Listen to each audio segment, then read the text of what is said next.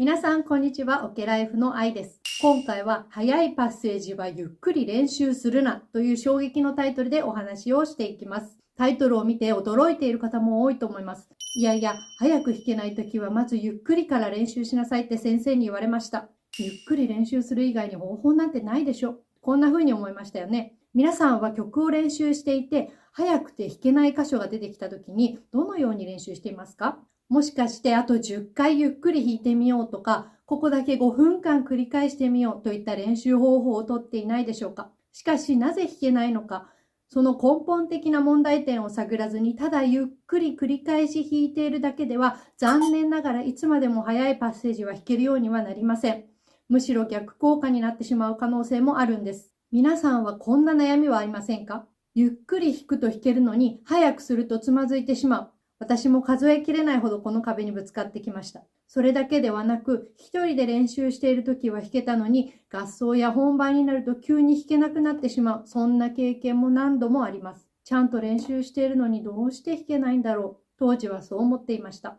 しかし今振り返ると、実は原因は練習のやり方そのものにあったのです。私は20年もの間、とにかくゆっくり丁寧に練習していれば、そのうち手が覚えて勝手に動くようになる。それまでひたすら練習を繰り返さないといけないと思い込んでいました。でも残念ながらその方法だけでは速いパッセージは弾けるようにはならなかったんです。なぜでしょうか？実はゆっくり弾くときと速く弾くときでは必要な動き方や体の使い方が全く違うからです。原因を理解しないまま間違った方法で練習を続けてしまうと、誤った動きが定着してしまい、直すまでに何倍もの時間がかかってしまいます。ということで今回の動画では、速いパッセージがどうして弾けないのか、根本的な問題点を説明するだけでなく、たった3ステップで速いパッセージを完全にマスターする練習法を紹介していきます。実際に私もこの練習法をしてからは、速いパッセージを弾くのが格段に得意になりました。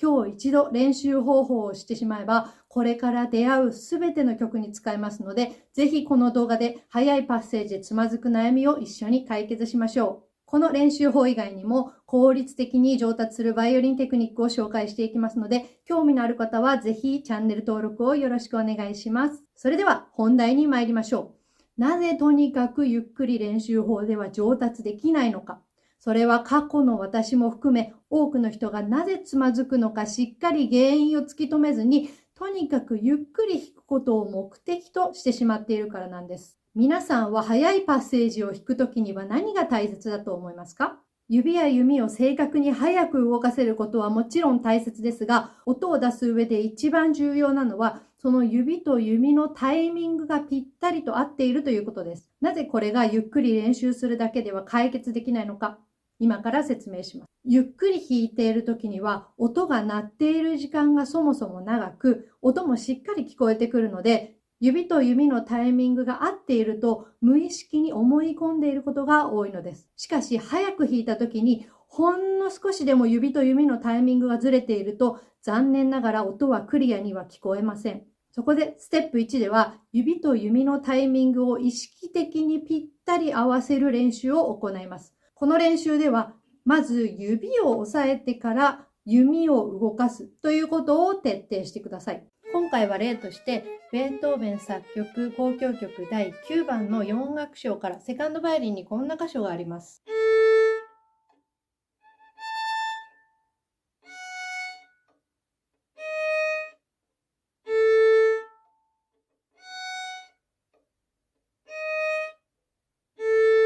指を押さえてから弓です。威厳がある場合も同様で、指を押さえてから威厳して弾きます。また、今回は早く弾くことが目的なので、威厳の時の動きをできるだけ最小限にしましょう。どういうことかというと、例えばこのように威厳の時に大きく肘を動かしてしまうと、次の音に移るまでに余分に時間がかかってしまいますよね。早く弾きたい時には、この余分に肘を動かす少しの時間が大きなタイムロスになってしまいます。なので、まずテンポや音楽表現によって、右腕のどの部分を使って威厳するのが一番適しているのか。例えば、肘からの威厳ではなくて、手首や指の感覚で威厳の動きをなるべく小さくできないかどうか。まずその右腕の使い方をゆっくり弾いている時にしっかり考えることが重要になります。もちろん音楽表現によっては肘を使った威厳はとても重要になります。弾くのが難しい場所を練習するときにはぜひ威厳の仕方、腕の使い方を考える癖をつけてみてください。肘、手首、指の関節など異なる威厳方法についてはまた違う動画で詳しくお話ししますので、ぜひチャンネル登録をしてお待ちいただけると嬉しいです。それでは続いてステップ2です。ステップ2では左手のみを使います。早く指を動かそうと思うと、ゆっくり弾いている時と比べて弦を押さえる力が弱くなりがちです。しっかり弦を押さえていないと、指と指のタイミングが合っていても綺麗な音は出ませんし、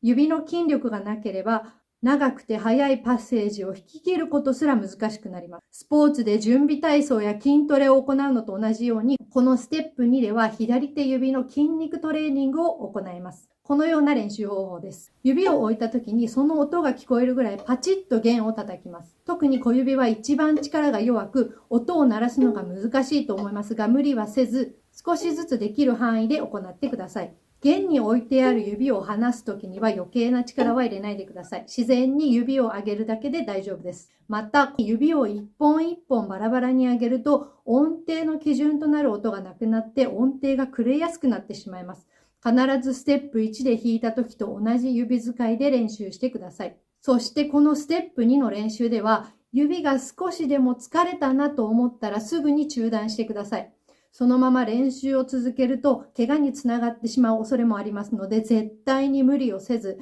時間をかけて少しずつ行ってください。最初は辛いかもしれませんが、この練習を繰り返していくとだんだん指も慣れてきます。練習を積むとマラソンで長い距離が走れるようになっていくのと同じように、いつの間にか速いパッセージが長く続いても楽に弾けるようになります。最初はゆっくりから弦をしっかり押さえることだけを目標にします。それができてきたら、だんだんテンポを速めてみましょう。そして最後のステップ3。最後は右手のみを使います。速いパッセージを開放弦のみで弾く練習です。開放弦で弾くことによって雑音が入っていないか、威厳がスムーズにできているかをチェックします。最初は強弱記号などは気にせず、威厳のタイミングだけに集中してみましょう。ステップ1で決めたできるだけ威厳を最小限に弾く弾き方できていますか？何度弾いても毎回全く同じ威厳の仕方ができるという状態になったら、楽譜に書いてある通り強弱記号なども含めて弾いてみましょう。聞こえてくるのは開放弦の4音のみですが、必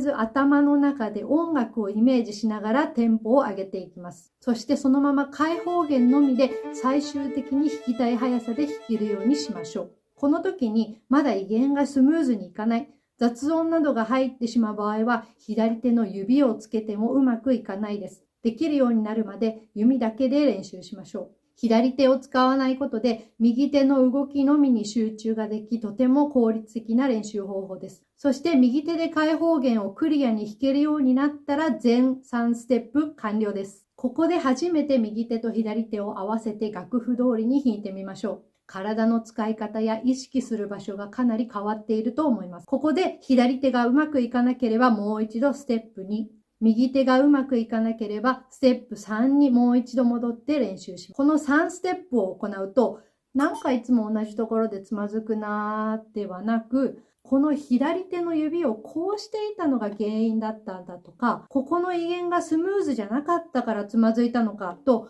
ピンポイントで間違いの原因に気づけるようになってきます。こうなると直せばいい場所が明確なので、練習時間を大幅に削ることができます。ここからさらに指や腕の動きを確実にしたい場合は、リズム練習もとても効果的です。このように付点音符や逆付点音符のリズムで弾いてみましょう。ということで、これが速いパッセージの練習法3ステップになります。いかがだったでしょうか？速く弾くために何が必要なのかを根本的に理解せず、ただゆっくり弾いているだけではさらに悪い癖がつき逆効果になることもあります。ここまで動画を見てくれている皆さんは、本気で速いパッセージが弾けるようになりたい、克服したいと思っている方たちだと思います。右手左手のタイミングがぴったり合い、指がしっかり弦の上に置かれ、そして弓があるべきところにあれば絶対に素敵な音が出ます。ぜひこの練習法を試してみて、技術面や意識的にいい変化があった、今まで弾けなかったところが弾けるようになったという方がいれば、コメントをいただけるととても嬉しいです。正しい方法で練習を続ければ必ずできます。ここまで見ていただきありがとうございました。もしこの動画が少しでも役に立ったと思っていただけたら、ぜひコメント欄に感想、いいね、チャンネル登録もよろしくお願いします。無料プレゼントも配布しておりますので、ぜひ概要欄からチェックもお願いします。それではまた次回の動画でお会いしましょう。